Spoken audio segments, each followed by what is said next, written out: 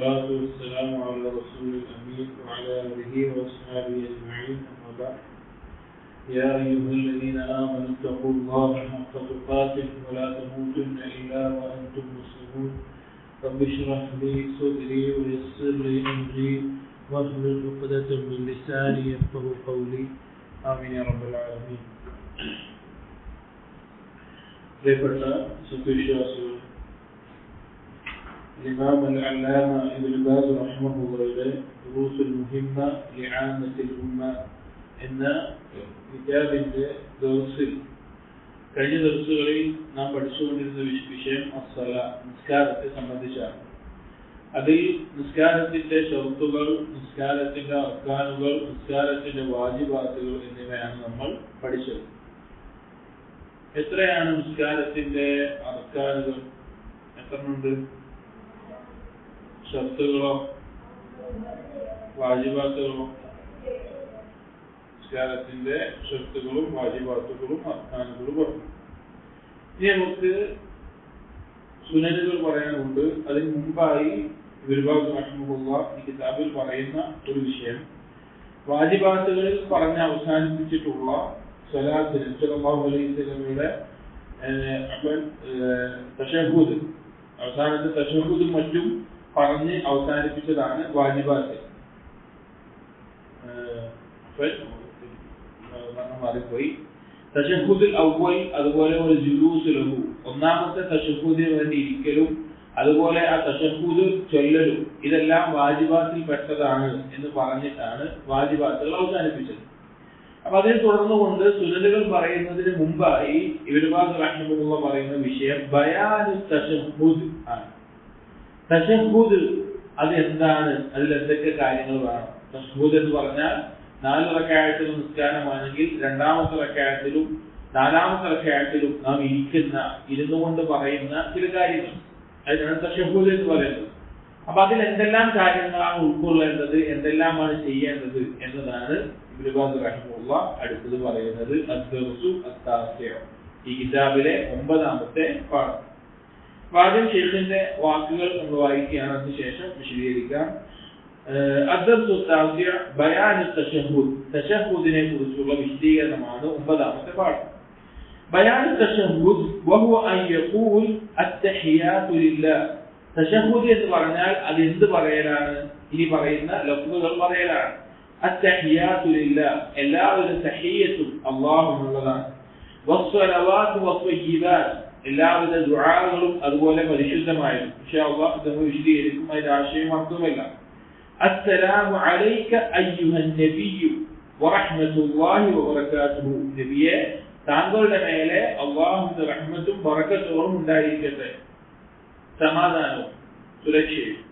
അസ്സലാമു അലൈനാ വഅലാ ഇബാദില്ലാഹി സ്വാലിഹീൻ, നമ്മുടെ മേലെയും അതുപോലെ സ്വാലിഹീങ്ങളായ അടിമകളുടെ മേലെയും അല്ലാഹുവിൽ നിന്നുള്ള രക്ഷ ഉണ്ടാവട്ടെ. അശ്ഹദു അൻ ലാ ഇലാഹ ഇല്ലല്ലാഹ് വഅശ്ഹദു അന്ന മുഹമ്മദൻ അബ്ദുഹു വറസൂലുഹു, ലാ ഇലാഹ ഇല്ലല്ലാഹിലും മുഹമ്മദ് റസൂലുള്ളാഹിലും ഞാൻ ഷഹാദത്ത് ചെയ്യുന്നു. ഇതാണ് തശഹ്ഹുദ് എന്ന് പറയുന്ന ഭാഗം. തശഹ്ഹുദ് എന്ന് പറയുന്നത്. എന്നിട്ട് പറയാണ് ശൈഖ്, ثم يصلي على النبي صلى الله عليه وسلم ويبارك عليه, പിന്നീട് ഒരാൾ ചെയ്യേണ്ടത് നബി സല്ലല്ലാഹു അലൈഹി വസല്ലമയുടെ മേലെ സ്വലാത്ത് ചൊല്ലണം, അതുപോലെ ബറക്കത്തിന് വേണ്ടി തേടണം. ഫയഖൂൽ, അവൻ പറയും, അല്ലാഹുമ്മ സ്വല്ലി അലാ മുഹമ്മദിൻ വഅലാ ആലി മുഹമ്മദ്, അല്ലാഹുവേ നബി സല്ലല്ലാഹു അലൈഹി വസല്ലമയുടെ മേലെയും കുടുംബത്തിന്റെ മേലെയും നീ അനുഗ്രഹങ്ങൾ ചൊരിയണം. കമാ സ്വല്ലൈത അലാ ഇബ്രാഹിം വഅലാ ആലി ഇബ്രാഹിം, ഇബ്രാഹിം നബിയുടെയും കുടുംബത്തിന്റെയും മേലെ ചൊരിഞ്ഞതുപോലെ. ഇന്നക ഹമീദും മജീദ്, നീ അങ്ങേയറ്റം സ്തുത്യർഹനും അങ്ങേയറ്റം മഹത്വമുള്ളവനുമാണല്ലോ. വബാരിക് അലാ മുഹമ്മദിൻ വഅലാ ആലി മുഹമ്മദ്, മുഹമ്മദ് നബി സല്ലല്ലാഹു അലൈഹി വസല്ലം മേലെയും കുടുംബത്തിന്റെ മേലെയും നീ ബറക്കത്ത് ചൊരിയണം.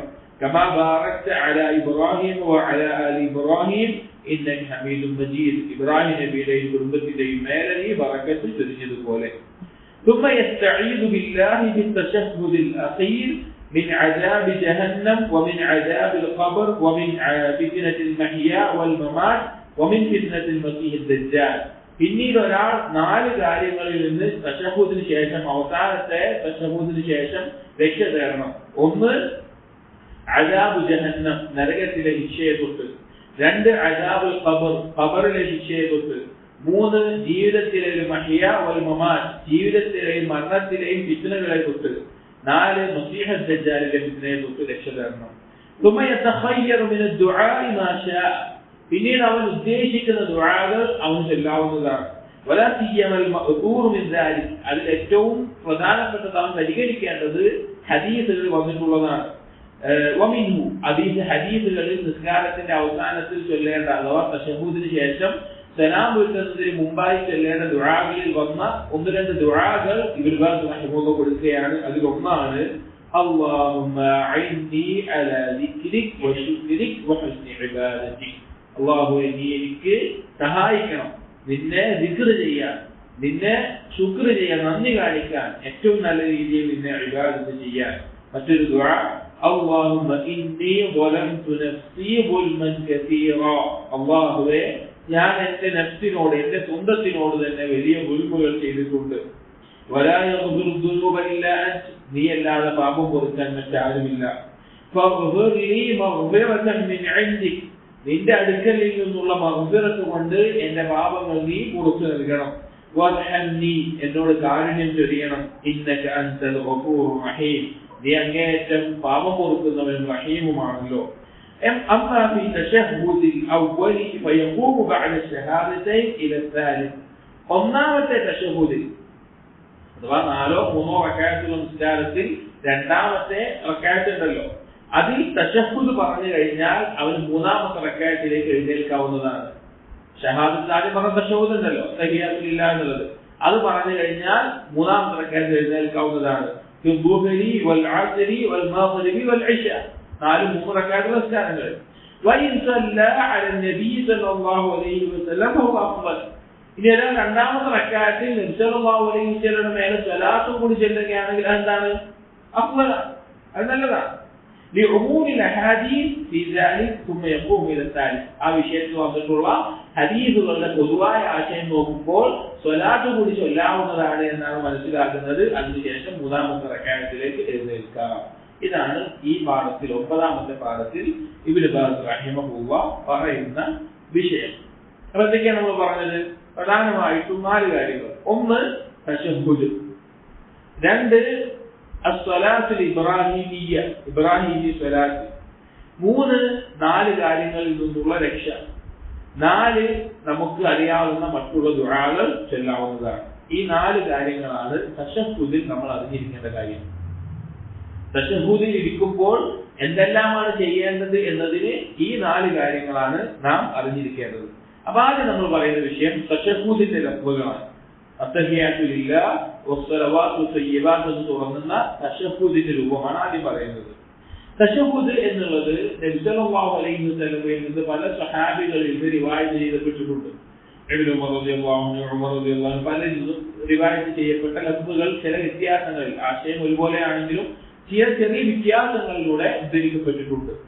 എന്നാൽ മുസ്ലിം ഉമ്മത്തിന്റെ ഇജ്മാഉള്ള പണ്ഡിതന്മാർ ഏകോപിച്ചിട്ടുള്ള ഒരു കാര്യം, അതിലേറ്റവും സഹീഹായ രൂപം എന്നുള്ളത് ഇബ്നു മസ്ഊദ് റളിയല്ലാഹു അൻഹുവിൽ നിന്ന് ഉദ്ധരിക്കപ്പെടുന്ന രൂപമാണ്.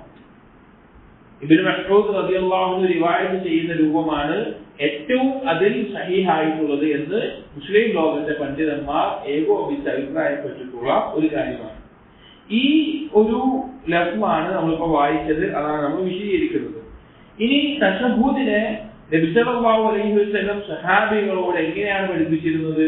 സഹാബികൾ പറയുന്നത് കമാ യുഅല്ലിമുഹു സൂറത മിനൽ ഖുർആൻ, ഖുർആനിലെ ഒരു സൂറത്ത് എങ്ങനെയാണോ പാരായണം ചെയ്ത് പഠിപ്പിച്ചു കൊടുത്തിരുന്നത് അതുപോലെ നബി സല്ലല്ലാഹു അലൈഹി വസല്ലം ഈ തശഹ്ഹുദിന്റെ ലഫ്ളുകളും സഹാബികൾക്ക് പഠിപ്പിച്ചു കൊടുത്തിരുന്നു. ഇന്ന് പല ആളുകളും തശഹ്ഹുദ് പാരായണം ചെയ്യുമ്പോൾ അവരെന്ത് ഹർഫുകളാണ് പറയുന്നത് എന്ന് അവർക്കറിയില്ല. അതിന്റെ ഇഅ്റാബുകൾ ഫത്ഹാണോ കസ്റാണോ വമ്മാണോ സുക്കൂനാണോ അത് അവർക്കറിയില്ല. അവർ വായിൽ വരുന്നൊക്കെ പറയും. ചില അക്ഷരങ്ങൾ മറ്റൊന്നിനോട് ചേർത്തി പറയും. അതൊന്ന് ചിലപ്പോൾ മറ്റൊന്നിലേക്ക് മാറിപ്പോയിട്ടുണ്ടാവും. ഒന്ന് മനസ്സിലാക്കേണ്ടത് തശഹ്ഹുദ് എന്താണ്? അവസാനത്തെ തശഹ്ഹുദുൽ അഖീർ എന്താണ്? റുക്നുൻ മിനൽ അർക്കാനിസ് സ്വലാത്ത്, റുക്നുൻ മിൻ അർക്കാനിസ് സ്വലാത്ത് നിസ്കാരത്തിന്റെ അർക്കാനിൽപ്പെട്ട റുക്നാണ്. അതില്ലാതായ നിസ്കാരം ബാത്തിലാകും. അപ്പൊ വളരെ ശ്രദ്ധയിൽ ഗൗരവത്തിൽ നാം പഠിക്കേണ്ട ഒരു കാര്യമാണ് തശഹ്ഹുദ് എന്നുള്ളത്. നബി സല്ലല്ലാഹു അലൈഹി വസല്ലമ സൂറത്ത് പഠിപ്പിച്ചു കൊടുക്കുന്നത് പോലെ പഠിപ്പിച്ചു കൊടുത്ത കാര്യവുമാണ്. അപ്പൊ ഈ തശഹ്ഹുദിന്റെ ലഫ്ളുകളിൽ പല ഹദീസുകളിൽ പല സ്വഹാബികളിൽ ഉദ്ധരിക്കപ്പെട്ടിട്ടുണ്ടെങ്കിലും അതിൽ നാം ഇവിടെ വായിക്കുന്നതും മുസ്ലിം ലോകത്തെ പണ്ഡിതന്മാർ തെരഞ്ഞെടുത്തിട്ടുമുള്ള ഏറ്റവും സഹീഹാണെന്ന് അഭിപ്രായപ്പെട്ടിട്ടുമുള്ള ലഫ്ളുകൾ ഇബ്നു മസ്ഊദ് റളിയല്ലാഹു അൻഹുവിൽ നിന്നുള്ള റിവായത്താണ്. ആ റിവായത്താണ് നമ്മൾ വായിച്ചത്, അതാണ് വിശദീകരിക്കുന്നത്. അതിന്റെ ആദ്യം തന്നെ ആരംഭം അത്തഹിയ്യാതു ലില്ലാഹ്. അത്തഹിയ്യാതു ലില്ലാഹ്. തഹിയ്യത്ത് എന്ന് പറഞ്ഞാൽ പൊതുവെ ആശംസ എന്നെല്ലാം അർത്ഥത്തിൽ പറയുമ്പോൾ ഇസ്ലാമിന്റെ തഹിയ്യത്ത് എന്താണ്? തഹിയ്യത്തുൽ ഇസ്ലാം എന്ന് പറഞ്ഞാൽ എന്താണ്? പരസ്പരം മുസ്ലിമുകൾ കാണുമ്പോൾ സലാം പറയുക എന്നുള്ളതാണ്. അപ്പൊ ഇവിടെ ഉദ്ദേശം തഹിയ്യത്ത് എന്നുകൊണ്ട് ഉദ്ദേശിക്കുന്നത് അത്തഅളീമാത്ത് എന്നാണ്, മഹത്വപ്പെടുത്തൽ എന്നതാണ്. എല്ലാ മഹത്വപ്പെടുത്തലും അള്ളാഹുവിനുള്ളതാണ്. കാരണം തശഹ്ഹുദിന്റെ രൂപം എന്ന് പറഞ്ഞാൽ അതിനു മുമ്പേ അടിമ നിന്നുകൊണ്ട് അള്ളാഹുവിനോട് ഇയ്യാക നഅ്ബുദു വഇയ്യാക നസ്തഈൻ എന്നുള്ള കരാർ പറഞ്ഞിട്ടുണ്ട്. അത് കഴിഞ്ഞ് റുകൂഇലായിക്കൊണ്ട് ആ രൂപത്തിൽ നിന്നുകൊണ്ട് അള്ളാഹുവിനെ സുബ്ഹാന റബ്ബിയൽ അസീം മഹത്വത്തെ പറഞ്ഞിട്ടുണ്ട്. പിന്നീട് ഇഅ്തിദാലിൽ നിന്ന് അള്ളാഹുവിനെ ഹംദ് ചെയ്തിട്ടുണ്ട്. പിന്നീട് സുജൂദിലായി വന്ന് അള്ളാഹുവിന്റെ ഉലൂവിനെ അള്ളാഹു അഅലാ ആണെന്ന് പറഞ്ഞ് അള്ളാഹുവിനെ പുകഴ്ത്തിയിട്ടുണ്ട്. പിന്നീട് അതിനിടയിലുള്ള ഇരുത്തത്തിൽ അള്ളാഹുവിനോട് മഗ്ഫിറത്തിനെ തേടിയിട്ടുണ്ട്. അങ്ങനെയാണ് അവസാനത്തിൽ എവിടെ വരുന്നത്? തശഹ്ഹുദിന്റെ രൂപത്തിൽ ഇരിക്കുന്നത്. അപ്പോ ഈ കഴിഞ്ഞ അത്രയും ഈ നിസ്കാരത്തിന്റെ എല്ലാത്തിലെ അവസാന തശഹ്ഹുദ്. അപ്പൊ ആ നിസ്കാരത്തിന്റെ മുൻപ് എന്തെല്ലാം വാക്കുകൊണ്ടും പ്രവൃത്തി കൊണ്ടും അള്ളാഹുവിനെ മഹത്വപ്പെടുത്തിയിട്ടുണ്ടോ ആ തഅ്ദീമാത്തുകൾക്കെല്ലാം അർഹൻ ആര് മാത്രമാണ്? അള്ളാഹു മാത്രമാണ്. അതാണ് അത്തഹിയ്യാതു ലില്ലാഹ് എന്ന് പറഞ്ഞാൽ നമ്മൾ ചെയ്ത റുകൂഉം സുജൂദും അതിനിടയിൽ അള്ളാഹുവിനെ പുകഴ്ത്തിയതും വാഴ്ത്തിയതുമെല്ലാം അർഹനായിട്ടുള്ളവൻ അള്ളാഹു മാത്രമാണ് എന്നുള്ളതാണ്. യാ അയ്യുഹല്ലദീന ആമനൂ ഇർകഉ വസ്ജുദൂ വഅബ്ദൂ റബ്ബക്കും. അല്ലാഹു പറഞ്ഞിട്ടുള്ള റുകൂഉം സുജൂദും എല്ലാം ചെയ്ത് അള്ളാഹുവിനെ ഇബാദത്ത് ചെയ്യുക. അപ്പൊ ആ രീതിയിലുള്ള എല്ലാ രീതിയിലുമുള്ള ഈ തഅ്ദീമാത്തുകൾ അള്ളാഹുവിന് മാത്രമാണ് എന്നാണ് അത്തഹിയ്യാതു ലില്ലാഹ് എന്നുകൊണ്ട് പറയുന്നത്. ഒന്ന് ആലോചിച്ച് നോക്കി, അള്ളാഹു അല്ലാത്ത ഏതെങ്കിലും വ്യക്തിയോട് പ്രാർത്ഥിക്കുന്ന, ഏതെങ്കിലും വ്യക്തിയുടെ ഖബറിലോ അല്ലെങ്കിൽ വിഗ്രഹത്തിന്റെ മുമ്പിലോ സുജൂദ് ചെയ്യുന്ന, അല്ലെങ്കിൽ അള്ളാഹു അല്ലാത്തവരോട് സഹായം തേടുന്ന ആളുകൾ അവരുടെ അവസ്ഥ ആലോചിച്ചു. അവർ നിസ്കരിക്കുമ്പോൾ എന്താ ഇതിനൊരു അവസ്ഥ ഉള്ളത്? അവർ നിസ്കരിക്കുമ്പോ ഈ രീതിയിലുള്ള തഅ്ദീമാത്തുകളെല്ലാം പറഞ്ഞിട്ട് അള്ളാഹുവിന് മാത്രം എന്ന വാക്കാണ് അത്തഹിയ്യാതു ലില്ലാഹ് എന്ന് അവർ പറയുമ്പോൾ അർത്ഥം വെക്കുന്നത്. ആ നിസ്കാരം കഴിഞ്ഞിട്ടാണ് അവർ ചിലപ്പോൾ ചെയ്യുന്നത്, ഏതെങ്കിലും ജാറത്തിൽ പോകുന്നത്, അവിടെ പോയി പ്രാർത്ഥിക്കുന്നത്, അവിടെ പോയി സുജൂദ് ചെയ്യുന്നത്, അവിടെ പോയി മനസ്സിലായി ഇബാദത്തുകൾ ചെയ്യുന്നത്. എന്താണ് അവർക്ക് നിസ്കാരം കൊണ്ട് നേടുന്ന നേട്ടം? ഒന്നും അവർക്ക് എന്താണ് അവർ പറയുന്നതെന്ന് അവർ അറിയുന്നില്ല, അതിന്റെ ആശയം അവർ മനസ്സിലാക്കുന്നില്ല. അപ്പൊ തഹിയ്യാതു ലില്ലാഹ് എന്ന് പറഞ്ഞാൽ എല്ലാവിധ തഅ്ദീമാത്തുകളും അള്ളാഹുവിനുള്ളതാണ്. തഅ്ദീമാത്തുകൾ എന്ന് പറഞ്ഞാൽ നിസ്കാരത്തിൽ അതുവരെ നമ്മൾ ചെയ്തു വന്ന എല്ലാ കാര്യങ്ങളും. വസ്സലവാതു വസ്സലവാതു സ്വലാത്തിൽ ജംഅ് അസ്സലവാതു. സ്വലാത്ത് എന്നുള്ളതിന് ലുഗയിലുള്ള അർത്ഥം അദ്ദുആ എന്നാണ്. സ്വലാത്ത് എന്നുള്ളതിന് ഭാഷാപരമായിട്ടുള്ള അർത്ഥം അദ്ദുആ എന്നാണ്. കാരണം നമ്മൾ ഇസ്തിലാഹിയായിട്ട് ദീനിന്റെ സാങ്കേതിക പദമായിട്ട് ഉപയോഗിക്കുകയാണ്. പക്ഷെ അസ്സലാത്ത് എന്നുള്ള അറബി വാക്കിന്റെ അർത്ഥം ദുആ എന്നുള്ളതാണ്. അപ്പൊ അത്തഹിയ്യാതു ലില്ലാഹ് എന്ന് പറയുന്നത് തഹിയ്യത്തുകൾ അള്ളാഹുവിനാണ്, തഅ്ദീമാത്തുകൾ അള്ളാഹുവിനാണെന്ന് പറഞ്ഞിട്ട് അതോടൊപ്പം പറയുവാണ് വസ്സലവാതു, ഐ ദുആകളും അള്ളാഹുവിനുള്ളതാണ്. ദുആകളും അള്ളാഹുവിനുള്ളതാണ്. കാരണം നമുക്കറിയാം ദുആ എന്ന് പറഞ്ഞാൽ മുഖുൽ ഇബാദ എന്ന ഹദീസിന്റെ ആശയം. അത് ഹുവൽ ഇബാദ, അത് തന്നെയാണ് ഇബാദത്ത്. അപ്പൊ എല്ലാവിധ ഇബാദത്തും തേട്ടവും അള്ളാഹുവിന് മാത്രമാണ് എന്ന് ഉറപ്പിച്ചു പറയുകയാണ്. ഇത് നേരത്തെ പറഞ്ഞ പോലെ ശിർക്കിന്റെ ആളുകൾ അവർ ഈ അർത്ഥം അവർ നിസ്കാരത്തിൽ പറയുന്ന വാക്ക് ഈ തശഹ്ഹുദിന്റെ വാക്കുകളിലേക്കാണ് നിസ്കാരം മുഴുവൻ എത്തിക്കുന്നത്. നമ്മൾ ആലോചിച്ച് നോക്കണം, നിസ്കാരത്തിന്റെ ഓരോ രൂപത്തിലും പറഞ്ഞു വന്ന് അവസാനത്തിൽ ഇരിക്കുന്നത് എന്തിനു വേണ്ടിയിട്ടാണ്? അവൻ അള്ളാഹുവിനോട് ചെയ്യേണ്ട ഏറ്റവും വലിയ ബാധ്യതയായിട്ടുള്ള ലാ ഇലാഹ ഇല്ലല്ലാഹ് മുഹമ്മദ് റസൂലുള്ളാഹ് എന്നതിന്റെ ഷഹാദത്ത് ചെയ്യലാണ് തശഹ്ഹുദ് എന്ന് പറഞ്ഞാൽ. ആ തശഹ്ഹുദിലേക്ക് എത്താൻ വേണ്ടി അതിനൊരു ആമുഖമായിട്ടാണ് ഈ ലഫ്ളുകൾ പറയുന്നത്. അപ്പൊ ലാ ഇലാഹ ഇല്ലല്ലാഹ് മുഹമ്മദ് റസൂലുള്ളാഹ് ഇസ്ലാമിന്റെ അടിസ്ഥാനം, സ്വർഗപ്രവേശനത്തിന്റെ അടിസ്ഥാനം, മുസ്ലിമിനെയും കാഫിറിനെയും വേർതിരിക്കുന്നതിന്റെ അടിസ്ഥാനം, അത് ഷഹാദത്ത് ചെയ്യലാണ് നിസ്കാരത്തിന്റെ പൂർണ്ണത. നിസ്കാരം എന്ന് പറഞ്ഞതിന് വേണ്ടിയില്ല. അപ്പൊ അതിലേക്ക് എത്തുമ്പോൾ അവിടെ പറയുന്ന ഈ വാക്ക് ഇതാണ്, വസ്സലവാത്ത് എന്ന് പറഞ്ഞാൽ എല്ലാ ദുആകളും എല്ലാ തേട്ടങ്ങളും എല്ലാ അർത്ഥനകളും എല്ലാം അള്ളാഹുവിന് മാത്രം അവകാശപ്പെട്ടതാണ്. എത്രയോ ആയത്തുകൾ ഖുർആനിൽ ഇതിന് തെളിവായിട്ട് തൗഹീദിന്റെയും ശിർക്കിന്റെയും ബാബിൽ നമ്മൾ പറഞ്ഞിട്ടുണ്ട്. നമുക്കറിയാം സൂറത്തുൽ ഗാഫിറിൽ അള്ളാഹു പറഞ്ഞു 60-ാമത്തെ ആയത്തിൽ വഖാല റബ്ബുകും ഉദ്ഊനി അസ്തജിബ് ലക്കും. നിങ്ങളുടെ റബ്ബ് ഇതാ പറഞ്ഞിരിക്കുന്നു, നിങ്ങളുടെ റബ്ബ് ഇതാ പറഞ്ഞിരിക്കുന്നു, നിങ്ങൾ എന്നോട് ദുആ ചെയ്യുക, ഞാൻ നിങ്ങൾക്ക് ഉത്തരം ചെയ്യുന്നതാണ്. നിങ്ങൾ എന്നോട് ദുആ ചെയ്യുക, ഞാൻ നിങ്ങൾക്ക് ഉത്തരം ചെയ്യുന്നതാണ്. അതുപോലെ സൂറത്തുൽ ബഖറയിലെ 186-ാമത്തെ ആയത്തിൽ അള്ളാഹു പറഞ്ഞു وَإِذَا سَأَلَكَ عِبَادِي عَنِّي فَإِنِّي قَرِيبٌ. എന്റെ അടിമകൾ നിന്നോട് ചോദിക്കുകയാണ് എന്നെ പറ്റിയിട്ട്, ഞാൻ അവരുടെ അടുത്ത് തന്നെയാണ്, ഞാൻ അവരുടെ അടുത്ത് തന്നെയുണ്ട്. നിങ്ങളുടെ മനസ്സിലുള്ള ഏതൊരു ഞെരുക്കവും ഏതൊരു തേട്ടവും ഏതൊരു ബുദ്ധിമുട്ടുകളും നിങ്ങളെ ആവശ്യം നിങ്ങൾ നാവ് കൊണ്ട് പറഞ്ഞിട്ടില്ലെങ്കിൽ കൂടി അത് അറിയാവുന്ന, എന്നാൽ നാവ് കൊണ്ട് എത്ര ശബ്ദം കുറഞ്ഞ് പറഞ്ഞാലും അത് കേൾക്കാവുന്ന, ഏത് ഭാഷയിൽ പറഞ്ഞാലും അത് മനസ്സിലാകുന്ന, നിങ്ങളുടെ ഏറ്റവും ഉള്ളിലുള്ള വിഷമം ഒരാൾക്കും ഈ ദുനിയാവിൽ പറഞ്ഞാൽ മനസ്സിലാവൂല. നിങ്ങളുടെ ആവശ്യം ഒരാളും മുമ്പിൽ അവതരിപ്പിച്ചാൽ അവർക്ക് മനസ്സിലാവൂല. പക്ഷെ അതെല്ലാം കൃത്യമായി മനസ്സിലാക്കുന്ന അള്ളാഹു പറയാൻ, ഞാൻ അവരുടെ അടുത്തുണ്ട്. എന്തെങ്കിലും പറഞ്ഞാൽ കേൾക്കാത്ത, വിദൂരത്തുള്ള, അല്ലെങ്കിൽ ചെവി കേൾക്കാത്ത, കണ്ണു കാണാത്ത ഒരാളല്ല നിന്റെ റബ്ബ്. നിന്റെ റബ്ബ് എന്ന് പറഞ്ഞാൽ അടുത്തുള്ള, സമീഅായിട്ടുള്ള, ബസീറായിട്ടുള്ളവനാണ്. ഉജീബു ദഅവത ദാഇ ഇദാ ദഅാനി. അല്ലാഹു പറയാണ്, ഞാൻ ഉത്തരം ചെയ്യും. എന്നോട് ദുആ ചെയ്തോ ഞാൻ അവർക്ക് ഉത്തരം ചെയ്യും. എന്നോട് ദുആ ചെയ്തോ ഞാൻ അവർക്ക് ഉത്തരം ചെയ്യും. അള്ളാഹുവിന്റെ വാക്കാണ്, അള്ളാഹുവിന്റെ വാഗ്ദാനമാണത്. അതുകൊണ്ട് സഹോദരങ്ങളെ, നമ്മൾ അത് തശഹ്ഹുദിൽ ഇരിക്കുമ്പോൾ നമ്മുടെ മനസ്സിൽ അതിന്റെ ആശയം ഉണ്ടാവണം. അത്തഹിയാത്തു ലില്ലാഹ് എന്ന് നമ്മൾ പറയുമ്പോൾ നമ്മുടെ മനസ്സിൽ വേണം, അതെ ഞാൻ ചെയ്ത ഈ റുക്കൂഉം സുജൂദും തഅലീമാത്തുകളും അതുപോലെ തന്നെ അല്ലാഹുവിനെ ദിക്ർ ചെയ്തതുമെല്ലാം അതിനർഹൻ അല്ലാഹു മാത്രമാണ്. വസ്സലവാതു, എന്റെ എല്ലാ തേട്ടങ്ങളും അല്ലാഹുവിനോട് മാത്രമാണ്. എന്നിട്ട് പറയുന്നു വത്വയ്യിബാത്ത്. വത്വയ്യിബാത്ത്, ത്വയ്യിബാത്ത് എന്ന് പറഞ്ഞാൽ വിശിഷ്ടമായ, പരിശുദ്ധമായ, ഒരു കലർപ്പില്ലാത്ത, ഇഖ്ലാസോട് കൂടിയുള്ള, വിശിഷ്ടമായിട്ടുള്ള എല്ലാ കാര്യങ്ങളും അള്ളാഹുവിനുള്ളതാണ്. കാരണം അള്ളാഹു സുബ്ഹാനഹു വ തആല ത്വയ്യിബല്ലാത്ത ഒന്നും സ്വീകരിക്കൂല. ഒരടിമ ഹറാമായത് ഭക്ഷിച്ച്, ഹറാമായത് കുടിച്ച്, ഹറാമായത് ഉടുത്ത്, ഹറാമായത് കൊണ്ട് ശരീരം പോഷിപ്പിച്ച് അവൻ എത്ര ദുആക്ക് ഉത്തരം ചെയ്യപ്പെടുന്ന അവസ്ഥയിലാണെങ്കിലും, സ്ഥലം കൊണ്ടും സമയം കൊണ്ടും ദുആക്ക് ഉത്തരം ചെയ്യപ്പെടുന്ന സ്ഥലത്താണെങ്കിലും അവന്റെ ദുആ അള്ളാഹുവിലേക്ക് ഉയരില്ല, അവന്റെ കർമ്മങ്ങൾ അള്ളാഹുവിലേക്ക് ഉയരില്ല. അള്ളാഹുവിന്റെ അടുക്കലേക്ക് ഉയരുന്നത് ഖാലിസായിട്ടുള്ള, നിഷ്കളങ്കമായിട്ടുള്ള, ഹലാലായിട്ടുള്ള, ഏറ്റവും പരിശുദ്ധമായത് മാത്രമാണ്. അല്ലാഹു തആല പറഞ്ഞു നോക്കൂ, സൂറത്തുൽ ഫാത്തിറിലെ 10-ാമത്തെ ആയത്തിൽ ഇലൈഹി യസ്അദുൽ കലിമുത് ത്വയ്യിബ്, അള്ളാഹുവിലേക്കാണ് വിശിഷ്ടമായ കലിമത്തുകൾ, വാക്കുകൾ ഉയരുന്നത്. അതുപോലെ തന്നെ സ്വർഗത്തിലേക്ക് ആളുകൾ പ്രവേശിക്കുമ്പോൾ അവരോട് പറയുന്ന ഒരു വാക്ക് എന്താണ്? അവർ സ്വർഗത്തിലേക്ക് പ്രവേശിക്കാൻ കാരണം നിങ്ങൾ ത്വയ്യിബായിരിക്കുന്നു, ശിർക്കിന്റെ കറയില്ലാതെ, ബിദ്അത്തിന്റെ കറയില്ലാതെ, അതിൽ നിന്നെല്ലാം മോചിതമായി നിങ്ങൾ ഈമാൻ കൊണ്ട് പരിശുദ്ധി നേടിയത് കൊണ്ടാണ് നിങ്ങൾ സ്വർഗത്തിലേക്ക് പ്രവേശിച്ചിട്ടുള്ളത്. അല്ലാഹു തആല ത്വയ്യിബല്ലാതെ ഒന്നും സ്വീകരിക്കില്ല. അള്ളാഹുവിന്റെ നാമങ്ങളിൽപ്പെട്ടൊരു നാമമായി പണ്ഡിതന്മാർ പഠിപ്പിച്ചു അത്വയ്യിബ്, പരിശുദ്ധമായ, വിശിഷ്ടമായ. അള്ളാഹുവിന്റെ എല്ലാ നാമങ്ങളും അറിയിക്കുന്ന കാര്യമാണത്.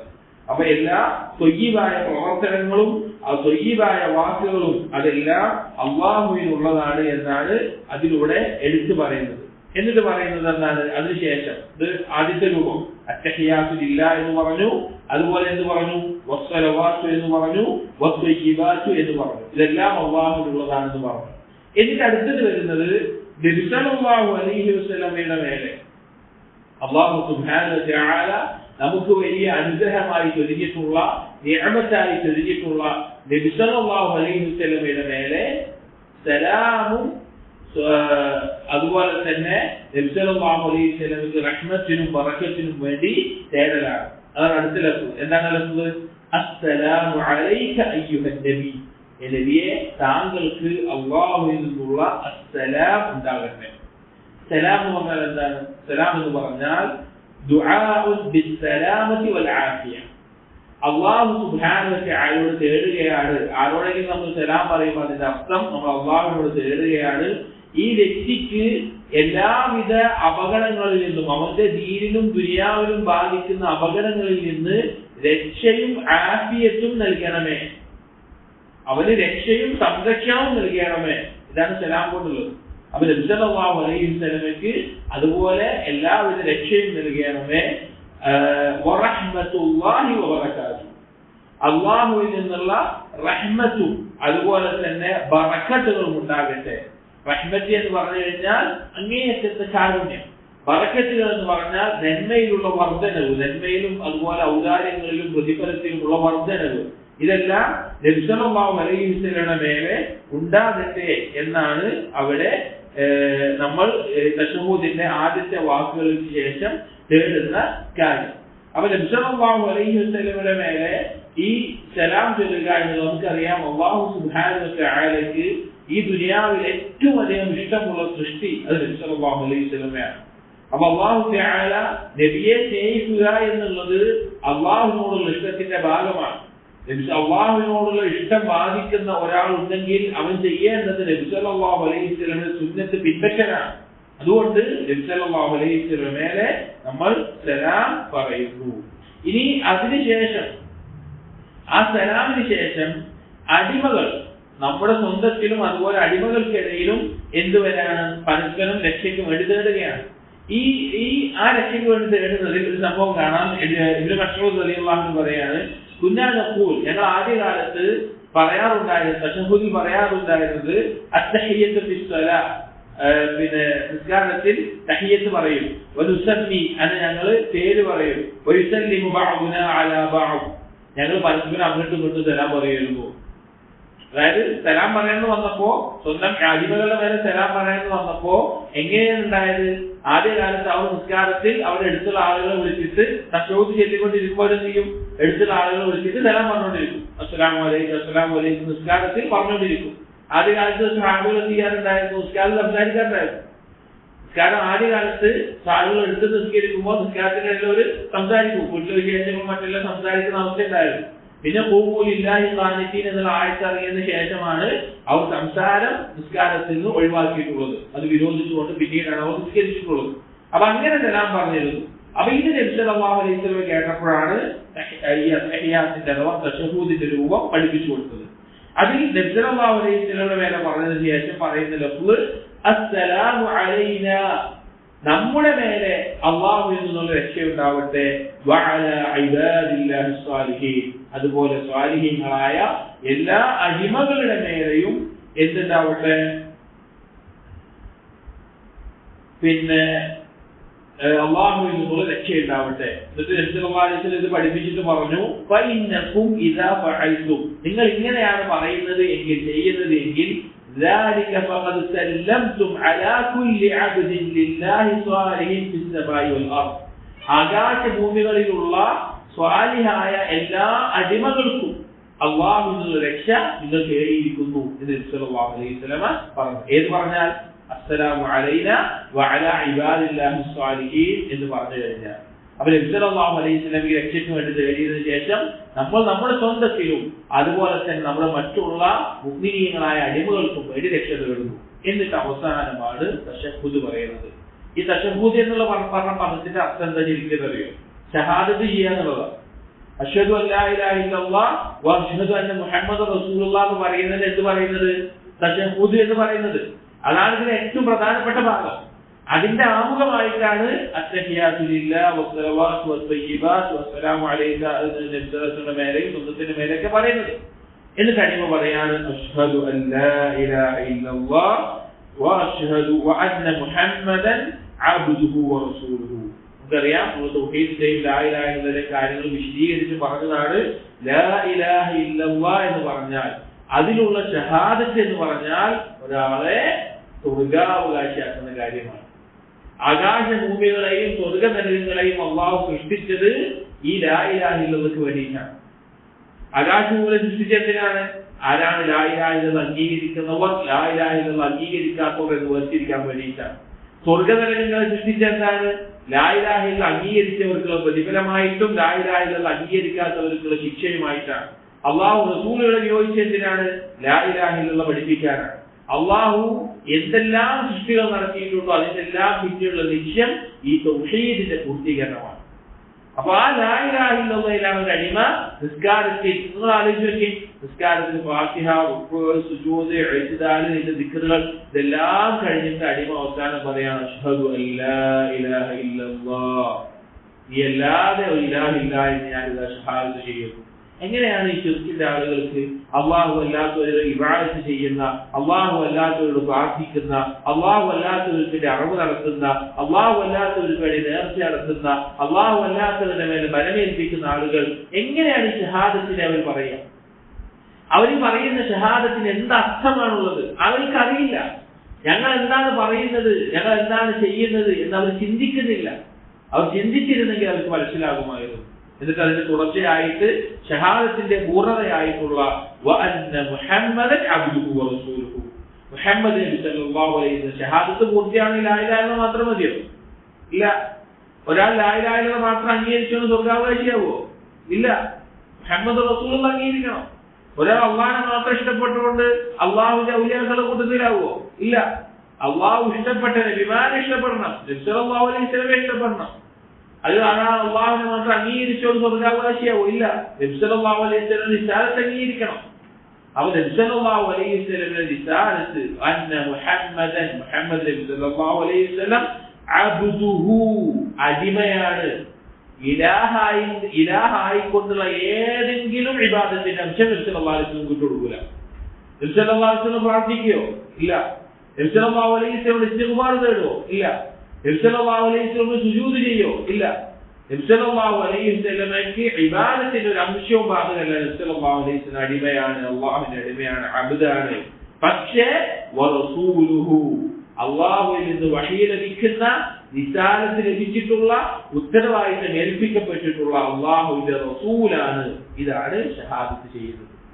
ഇതാണ് തശഹ്ഹുദിന്റെ അവസാനത്തിൽ ഒരടിമ പറയുന്ന വാക്ക്. ഇത് പറയാനാണ് സഹോദരങ്ങളെ നിസ്കാരത്തിന്റെ മഹത്തായ രൂപങ്ങൾ നമ്മൾ നിർവഹിച്ചിട്ടുള്ളത്. ഈ ഷഹാദത്ത് പൂർത്തീകരിക്കാൻ എങ്ങനെയാണ് തൗഹീദ് ഇല്ലാതെ ഏതെങ്കിലും ഒരു ഇബാദത്തിനെ ആർക്കെങ്കിലും ബന്ധിപ്പിക്കാൻ സാധിക്കുക? തൗഹീദിന്റെ അംശമില്ലാതെ എന്ത് ഇബാദത്താണ് ബാക്കിയുള്ളത്? അതുകൊണ്ട് നമ്മൾ മനസ്സിലാക്കേണ്ടത് ദീനിന്റെ അടിസ്ഥാനം എന്ന് പറഞ്ഞാൽ തൗഹീദാണ്. നിസ്കാരം ആ തൗഹീദിനുള്ള ബുർഹാനാണ്, വ്യക്തമായ തെളിവാണ് നിസ്കാരം എന്ന് പറഞ്ഞാൽ. ഒരാൾക്ക് തൗഹീദ് ഉള്ളതിന്റെ അടയാളമാണ്. കാരണം അതിന്റെ ആശയം അവർ മനസ്സിലാക്കിയിട്ടുണ്ടെങ്കിൽ. അപ്പോ തഹിയ്യാത്ത് അഥവാ തശഹ്ഹുദ് നമ്മൾ പറയുമ്പോൾ ഈ വാക്കുകൾ അർത്ഥം മനസ്സിലാക്കി നമ്മൾ പറയണം. അതുപോലെ തന്നെ ഈ വാക്കുകൾ നേരാവണ്ണം ഉച്ചരിച്ച് പറയണം. ഒരാൾ എന്നിട്ട് എന്താ പറയുന്നത് എന്നുള്ള ലഫ്ളുകൾ തന്നെ ശരിയല്ലാതെ പറയുന്നത് കാണാം. അവര് എന്താണ് പറയുന്നത്, അതിന്റെ ഹർക്കത്തുകൾ മാറിയിട്ടുണ്ടാകും, ഇഅ്റാബുകൾ മാറിയിട്ടുണ്ടാവും, അർത്ഥം തന്നെ മാറിയിട്ടുണ്ടാവും. പക്ഷെ അങ്ങനെയല്ല. നമ്മൾ അതിന്റെ ആശയം ഉറ്റാലോചിച്ച് വേണം പറയാൻ. അടുത്തത് എന്താണ് ശൈഖ് പറഞ്ഞത്? തശഹ്ഹുദിന് ശേഷം ثم يصلي على النبي صلى الله عليه وسلم ويبارك عليه, നബി സല്ലല്ലാഹു അലൈഹി വസല്ലം മേലെ സ്വലാത്ത് ചൊല്ലണം. നബി സല്ലല്ലാഹു അലൈഹി വസല്ലം ബറക്കത്തിന് വേണ്ടി തേടുകയും വേണം. നബി സല്ലല്ലാഹു അലൈഹി വസല്ലം മേലെ സ്വലാത്ത് ചൊല്ലുക എന്ന് അല്ലാഹു സുബ്ഹാനഹു വ തആല കൽപ്പിച്ചപ്പോൾ സ്വഹാബികൾ നബി സല്ലല്ലാഹു അലൈഹി വസല്ലം ചോദിച്ചു, യാ റസൂലല്ലാഹ്, അല്ലാഹുവിന്റെ റസൂലേ, കൈഫ നുസല്ലി അലൈഹി, ഞങ്ങൾ എങ്ങനെയാണ് നിങ്ങളുടെ മേലെ സ്വലാത്ത് ചൊല്ലേണ്ടത്? അപ്പൊ നബി സല്ലല്ലാഹു അലൈഹി വസല്ലം പഠിപ്പിച്ചു കൊടുത്ത സ്വലാത്തുണ്ട്. ഏകദേശം 8ഓളം രൂപത്തിൽ ആ സ്വലാത്തുകൾ വന്നിട്ടുണ്ട്. അതിൽ വളരെ പ്രധാനപ്പെട്ട രൂപമാണ് ഇബ്രാഹിമി സ്വലാത്ത് എന്ന് നമ്മൾ എല്ലാവരും പറയുന്ന രൂപം, നമ്മൾ നേരത്തെ വായിച്ച രൂപം. ആ സ്വലാത്താണ് നിസ്കാരത്തിലും നമ്മൾ ചൊല്ലേണ്ടത്. നബി സല്ലല്ലാഹു അലൈഹി വസല്ലമയോട് അള്ളാഹുവിനോട് തേടുന്ന, അപ്പൊ നബി സല്ലല്ലാഹു അലൈഹി വസല്ലമയ്ക്ക് വേണ്ടി അള്ളാഹുവിനോട് തേടുന്ന സ്വലാത്ത് എന്താണ്? അല്ലാഹുമ്മ സ്വല്ലി അലാ മുഹമ്മദിൻ വഅലാ ആലി മുഹമ്മദ്. നബി സല്ലല്ലാഹു അലൈഹി വസല്ലമയുടെയും കുടുംബത്തിന് മേലെ, അവിടുത്തെ കുടുംബത്തിന് മേലെ ഈ സ്വലാത്ത് ചെയ്യണം. എന്താണ് അള്ളാഹുവിന്റെ സ്വലാത്ത് എന്ന് പറഞ്ഞു കഴിഞ്ഞാൽ? നബി സല്ലല്ലാഹു അലൈഹി വസല്ലമയുടെ മേലെ അള്ളാഹുവിനോട് സ്വലാത്ത് ചെയ്യണം എന്ന് പറഞ്ഞാൽ എന്താണ് അതുകൊണ്ടുള്ള ഉദ്ദേശം? അള്ളാഹു സുബ്ഹാനഹു വ തആല സ്വലാത്ത് ചെയ്യുന്നു എന്ന് പറഞ്ഞാൽ, ഖുർആൻ പറഞ്ഞതുപോലെ ഇന്നല്ലാഹു വമലായികതുഹു യുസല്ലൂന അലൻ നബി, അള്ളാഹുവും മലക്കുകളും നബി സല്ലല്ലാഹു അലൈഹി വസല്ലം മേലെ സ്വലാത്ത് ചൊല്ലിയിരുന്നു. എന്താണ് വ്യത്യാസം? ഉലമാക്കൾ വിശദീകരിച്ചു. നബി സല്ലല്ലാഹു അലൈഹി വസല്ലം മേലെ അള്ളാഹുവിന്റെ സ്വലാത്ത് എന്ന് പറഞ്ഞാൽ സനാഉഹു അലൈഹി ഫിൽ മലഇൽ അഅല, ഉന്നതമായ ആകാശ ലോകത്ത് മലക്കുകളുടെ അടുക്കൽ അല്ലാഹു സുബ്ഹാനഹു വ തആല നബി സല്ലല്ലാഹു അലൈഹി വസല്ലമയെ പുകഴ്ത്തി പറയലാണ്, പ്രശംസിക്കലാണ് അല്ലാഹുവിന്റെ സ്വലാത്ത് എന്ന് പറഞ്ഞാൽ. ആകാശ ലോകത്ത് ഹൗലുൽ അർശ്, അർശിന് ചുറ്റും, അതുപോലെ ഹമലത്തുൽ അർശ്, അർശിനെ ചുമക്കുന്നവരായിട്ടും, അത് കഴിഞ്ഞ് ബൈത്തുൽ മഖ്മൂറിലും ആകാശ ലോകത്തും എല്ലാ മലക്കുകളുണ്ട്. ഒരു കൈ വെക്കാൻ സ്ഥലമില്ലാത്ത രീതിയിൽ മലക്കുകളുണ്ട്. ആ മലക്കുകളുടെ മുന്നിൽ അല്ലാഹു തആല നബി സല്ലല്ലാഹു അലൈഹി വസല്ലം പുകഴ്ത്തി പറയലാണ്. ഇനി വസലാത്തുൽ മലായികത്തി അലൻ നബി വസലാത്തുൽ മുഅ്മിനീന അലൈഹി, മലക്കുകളും മുഅ്മിനീങ്ങളും നബി സല്ലല്ലാഹു അലൈഹി വസല്ലം മേലെ സ്വലാത്ത് ചൊല്ലുന്നു എന്ന് പറഞ്ഞാലോ ദുആഉല്ലാഹി സുബ്ഹാനഹു വ തആല ലഹു ബിരിഫഅത്തിൽ മഖാം, അല്ലാഹുവിനോട് തേടുകയാണ് നബി സല്ലല്ലാഹു അലൈഹി വസല്ലമിന്റെ സ്ഥാനം ഉയർത്തണം. വസനാഉ അലൈഹി, മേലെ കൂടുതൽ പുകഴ്ത്തലും വാഴ്ത്തലും വേണം എന്ന് അള്ളാഹുവിനോട് തേടുന്നതിനാണ് മലക്കുകളുടെയും മുഅ്മിനീങ്ങളുടെയും സ്വലാത്ത് എന്ന് പറഞ്ഞു കഴിഞ്ഞാൽ. അപ്പൊ ഈ രണ്ടും ഖുർആനിൽ അള്ളാഹു പറഞ്ഞിട്ടുള്ളതാണ്. നിസ്കാരത്തിൽ ചൊല്ലേണ്ടതാണ് ഈ ഇബ്രാഹിമിയ സ്വലാത്ത്. നമ്മൾ നേരത്തെ വായിച്ചു, നമുക്കറിയാവുന്നതാണ്. കുടുംബത്തിന്, ഇബ്രാഹിം നബിയുടെ കുടുംബത്തിന് ചൊരിഞ്ഞതുപോലെ ഈ സ്വലാത്തും അതുപോലെ ബറക്കത്തുകളും ചൊരിയണമേ എന്നുള്ള ദുആ. അതിനുശേഷം ശേഖ് പറഞ്ഞു ثم يستعيذ بالله بالتشهد الأخير من عذاب جهنم ومن عذاب القبر ومن فتنة المحيا والممات ومن فتنة المسيح الدجال. നാല് കാര്യങ്ങളിൽ നിന്ന് നിസ്കാരത്തിന്റെ അവസാനത്തിൽ തശഹ്ഹുദ് കഴിഞ്ഞ് സ്വലാത്ത് കഴിഞ്ഞ് നാല് കാര്യങ്ങളിൽ നിന്ന് രക്ഷ തേടണം. ഹദീസിൽ വ്യക്തമായി വന്നിട്ടുണ്ട്. അബൂ ഹുറൈറ റളിയല്ലാഹു അൻഹു ഉദ്ധരിക്കുന്ന ഹദീസിൽ, അതുപോലെ ആയിഷ ബിവിയുടെയും മറ്റു പല ഹദീസുകളിലും വന്നിട്ടുണ്ട്. ഇദാ തശഹ്ഹദ അഹദുകും ഫൽയസ്തഇദ് ബില്ലാഹി മിൻ അർബഈൻ, നിങ്ങൾ ആരെങ്കിലും തശഹ്ഹുദ് ചെയ്യുകയാണെങ്കിൽ നാല് കാര്യങ്ങളിൽ നിന്ന് അല്ലാഹുവിനോട് എന്ത് തേടുക? രക്ഷ തേടുക. നാല് കാര്യങ്ങളെ തൊട്ട് അല്ലാഹുവിനോട് രക്ഷ തേടുക. എന്നിട്ട് നാല് കാര്യങ്ങൾ പറഞ്ഞു. എന്താണ്? അത്തഅവ്വുദു ബില്ലാഹി മിൻ ജഹന്നം, നരകത്തിൽ നിന്ന് രക്ഷ തേടണം. നരകം സഹോദരങ്ങളെ അല്ലാഹു സൃഷ്ടിച്ചിട്ടുള്ള ഹഖായിട്ടുള്ള ഒരു കാര്യമാണ്. നരകം സൃഷ്ടിക്കപ്പെട്ടിട്ടുണ്ട്. നാളെ പരലോകത്ത് 70,000 ചങ്ങലകളിൽ ഓരോ ചങ്ങലയിലും 70,000 മലക്കുകൾ തുടിച്ച് വലിച്ചുകൊണ്ട് ആ നരകത്തിനെ കൊണ്ടുവരപ്പെടും. നാളെ പരലോകത്ത് നരകത്തിലേക്ക് ആളുകളെ എറിയുമ്പോൾ ആ നരകം ചോദിക്കും ഹൽ മിൻ മസീദ്, ഇനിയുമുണ്ടോ എന്ന് ചോദിക്കും. അവസാനം അല്ലാഹു സുബ്ഹാനഹു വ തആല അവിടുത്തെ കാല് വെക്കുമ്പോൾ നരകത്തിന്റെ രണ്ട് ഭാഗങ്ങൾ ചുരുങ്ങി വന്നുകൊണ്ട് മദീ മദീ എന്ന് പറയുന്ന അവസ്ഥയിൽ അത് നിറയുകയുള്ളൂ. അത്രത്തോളം ഭയാനകമായിട്ടുള്ള കറുകറുത്ത തീയുകളുള്ള, അതുപോലെ തന്നെ ഒട്ടകങ്ങളെ പോലെ തീജാലുകൾ തെറിച്ചു വീഴുന്ന, കഠിനമായ തണുപ്പുള്ള, സഹിക്കാൻ പറ്റാത്ത തണുപ്പുള്ള, അങ്ങേയറ്റത്തെ മ്ലേച്ഛമായ ഭക്ഷണങ്ങളുള്ള, അതുപോലെ തന്നെ വേദനയുടെ ശിക്ഷകളുള്ള, അങ്ങേയറ്റത്തെ മാനസിക സമ്മർദ്ദങ്ങളും ദുഃഖവുമുള്ള, മരണം ആഗ്രഹിച്ചാലും മരിക്കാൻ സാധിക്കാത്ത, പുറത്തേക്കിറങ്ങാൻ തേടിയാലും പുറത്തൊരു വഴി നൽകപ്പെടാത്ത, അങ്ങേയറ്റം ഖുലൂദുള്ള ശാശ്വതമായ ശിക്ഷ ലഭിക്കുന്ന ഭവനമാണ് നരകം എന്നുള്ളത്. അത് അല്ലാഹുവിന്റെ കോപമാണ്. അതിലേക്ക് പ്രവേശിക്കുക എന്നുള്ളത് ഒരാൾ നശിച്ചു. അതിൽ നിന്ന് എന്തെങ്കിലും സ്വർഗത്തിലേക്ക് പോകാനുള്ള അവസ്ഥ ഉണ്ടെങ്കിൽ കൂടി നരകത്തിലേക്ക് പ്രവേശിക്കുക എന്നുള്ളത് സ്വർഗം ഉറപ്പിക്കപ്പെട്ടിട്ടുള്ള സ്വഹാബികൾ പോലും ഭയപ്പെട്ടിട്ടുള്ള ഒരു കാര്യമാണ് നരകം എന്നുള്ളത്. അപ്പൊ ആ നരകത്തെ തൊട്ട് നിസ്കാരത്തിന് ശേഷം രക്ഷ തേടാൻ നബി സല്ലല്ലാഹു അലൈഹി വസല്ലം പ്രത്യേകം ഓർമ്മിപ്പിച്ചിട്ടുണ്ട്. രണ്ടാമത്തേത് തഅവ്വുദു മിൻ അദാബിൽ ഖബർ, ഖബറിലെ ശിക്ഷയെ തൊട്ട് രക്ഷ തേടാൻ. നമ്മൾ എല്ലാവരും നമുക്ക് പോകേണ്ട പരലോകത്തിന്റെ കവാടമാണ് ഖബർ എന്ന് പറയുന്നത്. ഈ ദുനിയാവിൽ നിന്ന് അടുത്ത ലോകത്തേക്ക്, മരണം എന്ന് പറഞ്ഞാൽ നമ്മൾ അവസാനിച്ചു എന്നല്ല അതിന്റെ അർത്ഥം. ഈ ലോകത്തിൽ നിന്ന് അടുത്ത ലോകത്തേക്കുള്ള കവാടമാണ് ഖബർ എന്നുള്ളത്. അതിലെല്ലാ മനുഷ്യരും പ്രവേശിക്കണം. ഖബർ എന്ന് പറയുമ്പോൾ കുഴിച്ച് അതിലേക്ക് വെച്ചു എന്നതിന്റെ അപ്പുറത്തേക്ക് ബർസഖ്, ഉയർത്തെഴുന്നേൽപ്പിന്റെയും മരണത്തിന്റെയും, മരിച്ചു കഴിഞ്ഞ് ഉയർത്തെഴുന്നേൽപ്പിന്റെ ഇടയിലുള്ള ലോകം, അതിനെ ഖബറായി കൂട്ടിയാൽ മതി. അങ്ങനെ ഒരു ലോകം നമുക്ക് വരാനുണ്ട്. അവിടെ നഈമുകളുണ്ട്. സൽക്കർമ്മങ്ങൾ ചെയ്ത സ്വാലിഹായ വ്യക്തികൾക്ക് അവിടെ കൂട്ടായ സൽക്കർമ്മങ്ങൾ ഉണ്ടാകും. അവരുടെ ഖബർ വിശാലമാകും. സ്വർഗത്തിൽ അവരുടെ സ്ഥാനം കാണിക്കപ്പെടും. അവർക്ക് സമാധാനം ഉണ്ടാകും. എന്നാൽ നരകാവകാശികളായിട്ടുള്ള കുഫറിന്റെ ആളുകൾ, ശിർക്കിന്റെ ആളുകൾ, അല്ലെങ്കിൽ തിന്മകൾ ചെയ്തിട്ടുള്ള ആളുകൾ എത്രത്തോളം? ചിലപ്പോൾ നമ്മൾ നിസ്സാരമായി കാണുന്ന കാര്യങ്ങളായിരിക്കും. ഒരിക്കലും നബി സല്ലല്ലാഹു അലൈഹി വസല്ലം പറയുകയുണ്ടായിരുന്നു, ഖബർ കാണിച്ച്, ഇന്നഹുമാ ലയുഅദ്ദിബാൻ, അവർ ശിക്ഷിക്കപ്പെട്ടുകൊണ്ടിരിക്കുകയാണ് ഖബറിൽ. വമാ യുഅദ്ദിബാനി ഫീ കബീർ, അവര് നിങ്ങൾ വിചാരിക്കുന്ന എന്തെങ്കിലും അൻപാപം ചെയ്തിട്ടല്ല. വഇന്നഹു ലകബീർ, പക്ഷെ അത് ഗൗരവമുള്ള കാര്യങ്ങളായിരുന്നു. എന്താണ് കാര്യം? ഒന്ന്, ഒരാൾ നമീമത്ത് പറഞ്ഞ് ഏഷണി പറഞ്ഞ് നടക്കുന്ന ആളായിരുന്നു ജനങ്ങളുടെ ഇടയിൽ.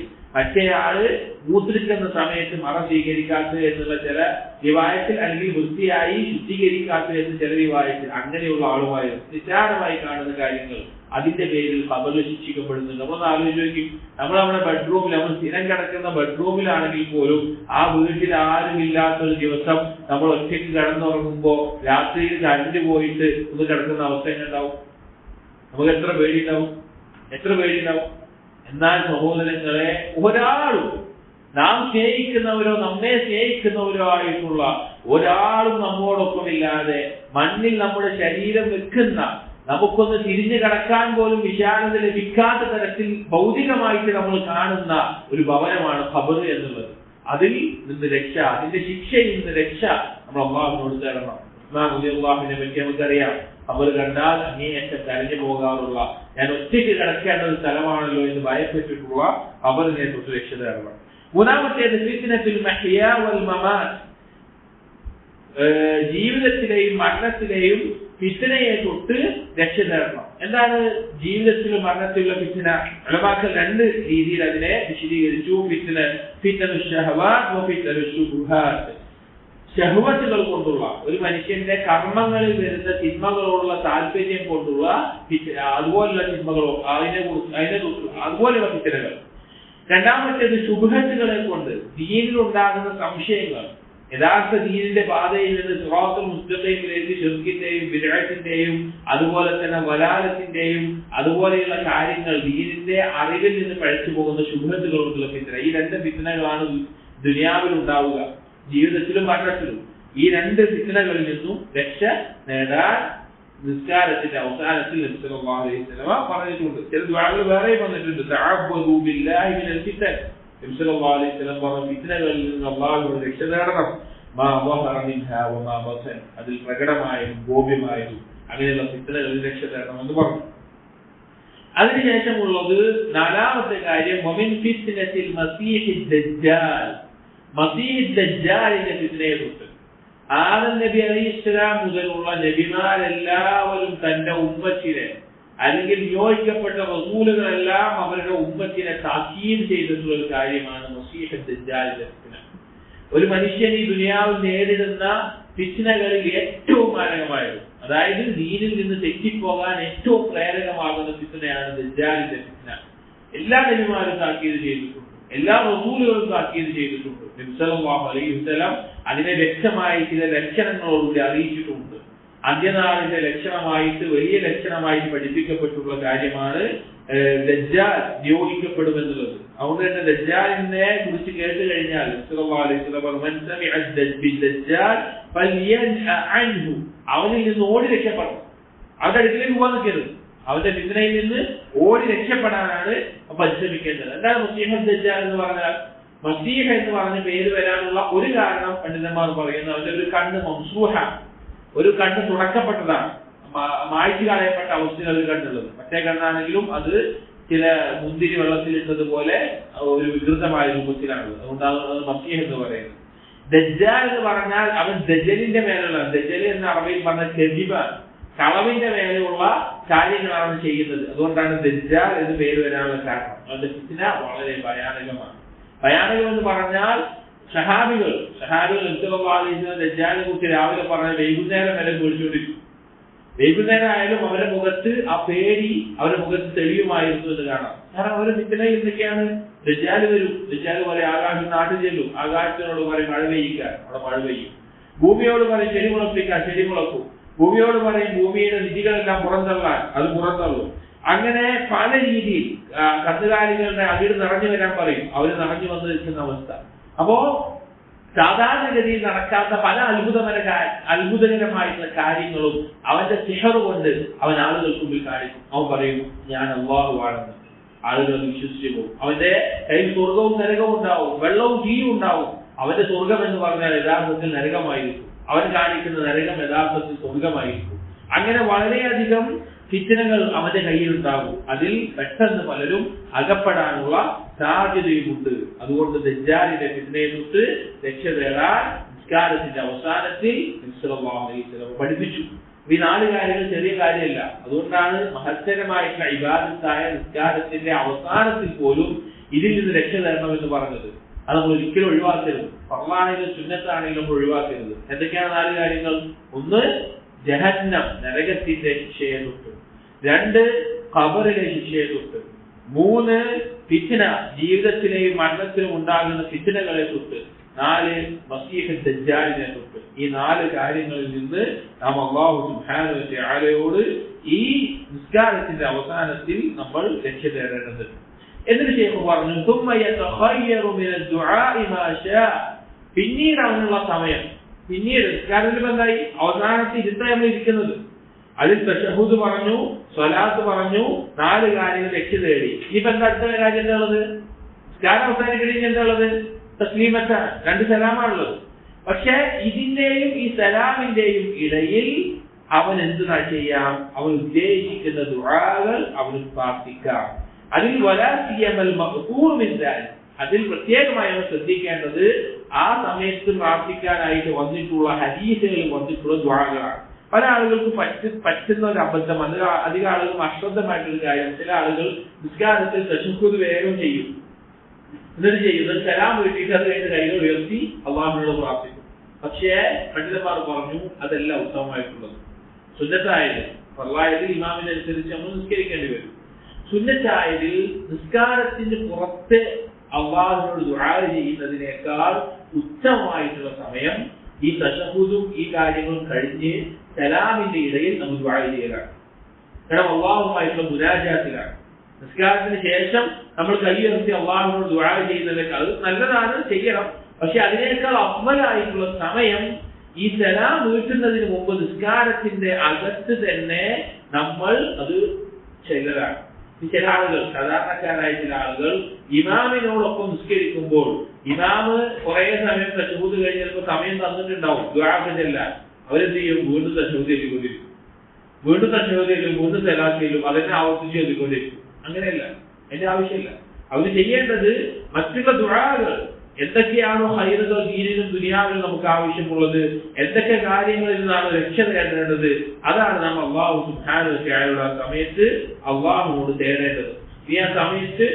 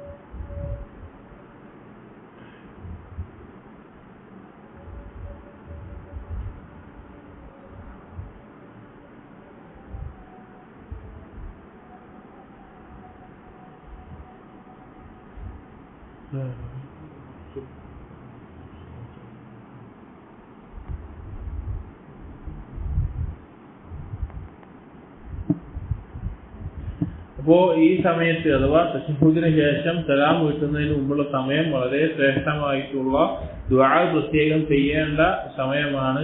ആ സമയത്ത് പ്രത്യേകമായി പഠിപ്പിക്കപ്പെട്ട ചില ദുആകളുണ്ട്. സല്ലല്ലാഹു അലൈഹി വസല്ലമ ആ സമയത്ത് ചൊല്ലാൻ വേണ്ടി പഠിപ്പിച്ച ചില ദുആകളുണ്ട്. അതിൽ ഒന്ന് രണ്ടെണ്ണം ശേഷം കൊടുത്തിട്ടുണ്ട്. നമ്മൾ അടുത്ത ദിവസത്തിൽ വിശദീകരിക്കാം. അടുത്ത ദിവസം ഇൻഷാ അല്ലാഹ് നമ്മളധികം റമളാനിന് ശേഷമായിരിക്കും നമുക്ക് ഉണ്ടാവുക. അത് ആ സമയത്ത് നമുക്ക് ഇത് തുടരാം. ബിഇദ്നില്ലാഹി വബില്ലാഹി തൗഫീഖ്.